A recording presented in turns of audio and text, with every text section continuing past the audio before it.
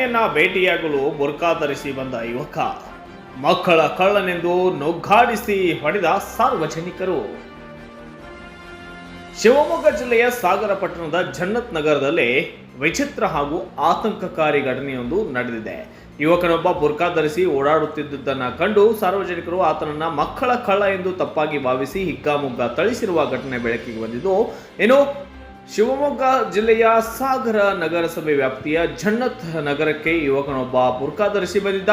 ಆತನ ನಡವಳಿಕೆಯಲ್ಲಿ ಅಸಹಜತೆ ಕಂಡು ಬಂದಿದ್ದರಿಂದ ಅನುಮಾನಗೊಂಡಂತಹ ಸ್ಥಳೀಯರು ಆತನನ್ನ ತಡೆದು ವಿಚಾರಿಸಿದ್ದಾರೆ. ಈ ವೇಳೆ ಆತ ಗಂಡಸೆಂದು ತಿಳಿದು ಬರುತ್ತಿದ್ದಂತೆಯೇ ಜನರು ಆಕ್ರೋಶಗೊಂಡಿದ್ದಾರೆ. ಇತ್ತೀಚೆಗೆ ಹರಡುತ್ತಿರುವ ವದಂತಿಗಳಿಂದಾಗಿ ಆತ ಮಕ್ಕಳನ್ನ ಅಪಹರಿಸಲು ಬಂದಿರಬಹುದು ಎಂಬ ಶಂಕೆ ಕೂಡ ವ್ಯಕ್ತವಾಗಿದ್ದು, ಆತನನ್ನ ಕಂಬಕ್ಕೆ ಕಟ್ಟಿ ಜನರು ಧರ್ಮದೇಟನ್ನ ನೀಡಿದ್ದಾರೆ.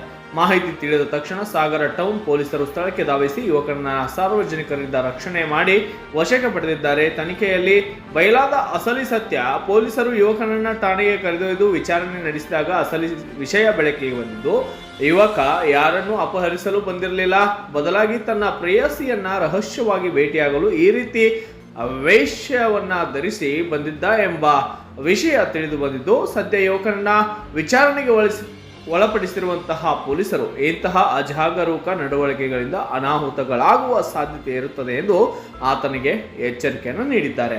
ಸಾರ್ವಜನಿಕರು ಕೂಡ ಕಾನೂನನ್ನ ಕೈಗೆತ್ತಿಕೊಳ್ಳದಂತೆ ಮನವಿಯನ್ನ ಮಾಡಿದ್ದಾರೆ. Bureau report, Asma ಕಮಲನವರ್.